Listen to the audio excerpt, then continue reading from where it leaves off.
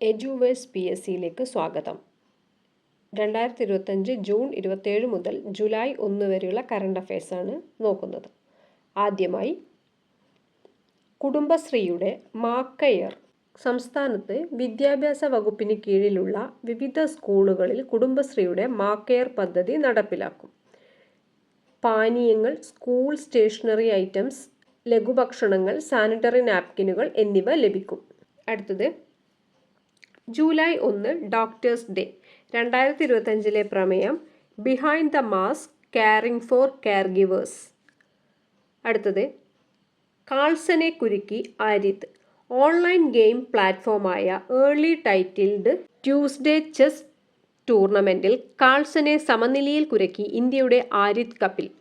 അടുത്തത് ഗോവ ഷിപ്പ്യാർഡ് ലിമിറ്റഡിൽ GSL 08 FPV പ്രൊജക്റ്റിന് കീഴിലുള്ള ആദ്യത്തെ പാട്രോൾ വെസൽ ആദമ്യ. അടുത്തത് 2025 ഖേലോ ഇന്ത്യ യൂണിവേഴ്സിറ്റി ഗെയിംസ് വേദി രാജസ്ഥാൻ. അതിനോടൊപ്പം കേന്ദ്ര സ്പോർട്സ് വകുപ്പ് മന്ത്രിയുടെ പേരുകൂടി ഓർമ്മിക്കുക, മൻസൂഖ് മാണ്ഡവ്യ. അടുത്തത് സർക്കാർ സംവിധാനങ്ങളിലൂടെ പാലിയേറ്റീവ് പരിചരണം ഉറപ്പാക്കുന്ന ആദ്യ സംസ്ഥാനമായി മാറുന്നത് കേരളം. അടുത്തത് രാജ്യത്തെ ദിവ്യാംഗർക്കും വയോജനങ്ങൾക്കും സൗകര്യങ്ങൾ പ്രാപ്യമാക്കാൻ പിന്തുണ വർദ്ധിപ്പിക്കുന്നതിന് തയ്യാറാക്കിയ കേന്ദ്ര സർക്കാരിൻ്റെ മുൻനിര സംരംഭം സുഗമ്യ ഭാരത് ആപ്പ്. പേര് സുഗമ്യ ഭാരത് ആപ്പ്. അടുത്തത് 2025 ഗ്ലോബൽ പീസ് ഇൻഡെക്സ് റിപ്പോർട്ട് പ്രകാരം ഇന്ത്യയുടെ സ്ഥാനം 115. 2025 ഗ്ലോബൽ പീസ് ഇൻഡെക്സ് പ്രകാരം ഇന്ത്യയുടെ സ്ഥാനം 115. ഒന്നുകൂടി ഓർക്കാം, രാജ്യത്തെ ദിവ്യാംഗർക്കും വയോജനങ്ങൾക്കും സൗകര്യങ്ങൾ പ്രാപിക്കാൻ പിന്തുണ വർദ്ധിപ്പിക്കുന്നതിന് തയ്യാറാക്കിയ കേന്ദ്ര സർക്കാരിൻ്റെ മുൻനിര സംരംഭം സുഗമ്യ ഭാരത് ആപ്പ്. സർക്കാർ സംവിധാനങ്ങളിലൂടെ പാലിയേറ്റീവ് പരിചരണം ഉറപ്പാക്കുന്ന ആദ്യ സംസ്ഥാനമായി മാറുന്നത് Keralam. 2025 Khelo India university games വേദി രാജസ്ഥാൻ. ഗോവ ഷിപ്പ്യാർഡ് ലിമിറ്റഡിൽ GSL 08 FPV പ്രോജക്റ്റിന് കീഴിലുള്ള ആദ്യത്തെ പാട്രോൾ വെസൽ ആദമ്യ. കാൾസടക്കി ഇന്ത്യയുടെ ആരിത് കപിൽ. കുടുംബശ്രീയുടെ മാക്കയർ പദ്ധതി സംസ്ഥാനത്തെ വിദ്യാഭ്യാസ വകുപ്പിന് കീഴിലുള്ള സ്കൂളിൽ നടപ്പിലാക്കും. ഇത്രയൊക്കെയാണ് ഇന്നത്തെ പോയിന്റ്സ്. നമുക്കിനി അഡീഷണൽ പോയിന്റ്സ് നോക്കാം. രാജ്യത്തെ മികച്ച ദേശീയോദ്യാനമായി ഇരവികുളം നാഷണൽ പാർക്ക് തിരഞ്ഞെടുത്തു. ഒപ്പം ജമ്മു കാശ്മീരിലെ ഡാച്ചിഗാം ദേശീയോദ്യാനവും ഒന്നാം സ്ഥാനം പങ്കിട്ടിട്ടുണ്ട്.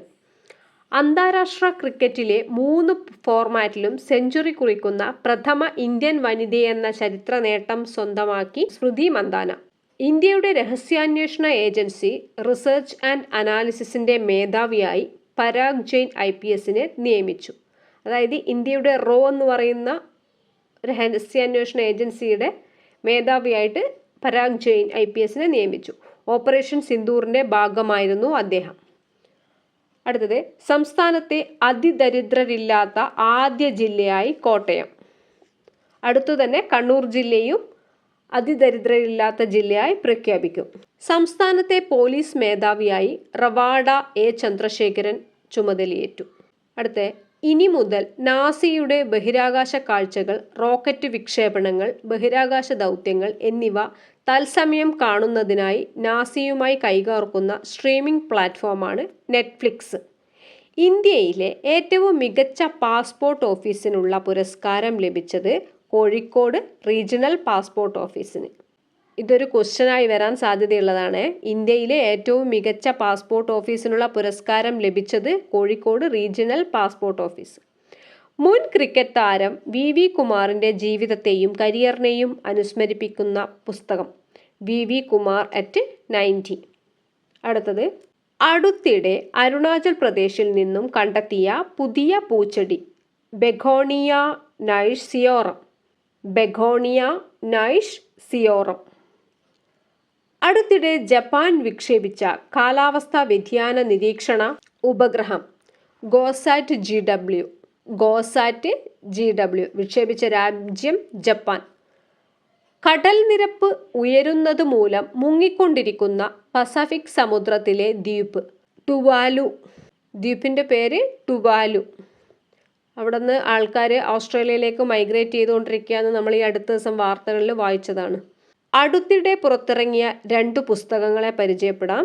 ഒന്ന് എസ് ഹരീഷിൻ്റെ പട്ടുനൂൽപ്പുഴു, രണ്ടാമത്തത് ഇ സന്തോഷ് കുമാറിൻ്റെ തപോമയുടെ അച്ഛൻ.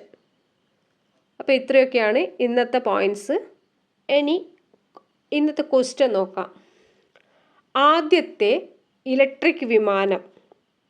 Option 1 Alia CX-100, second Alia SX-300, third Alia CX-300, fourth ആമിന CX-300. ശരി ഉത്തരം കമൻറ്റ് ചെയ്യുക. കഴിഞ്ഞ ദിവസം ചോദിച്ചത് ഒമാനും ഇറാനും ഇടയിലുള്ള എണ്ണ ഗതാഗതം നടത്തുന്ന കടലിടുക്ക്, ഹോർമൂസ് കടലിടുക്ക്. ഇത് നമ്മൾ വാർത്തകളിൽ വായിച്ചതാണ്. ഇസ്രായേൽ ഇറാൻ യുദ്ധവുമായി ബന്ധപ്പെട്ടിട്ട് ഇറാൻ ഈ കടലിടുക്ക് അടക്കാൻ ഒരുങ്ങുന്നു എന്നൊക്കെ പറഞ്ഞിട്ട് വാർത്തകളിൽ നിറഞ്ഞു നിന്നതാണ്. അപ്പം താങ്ക് യു.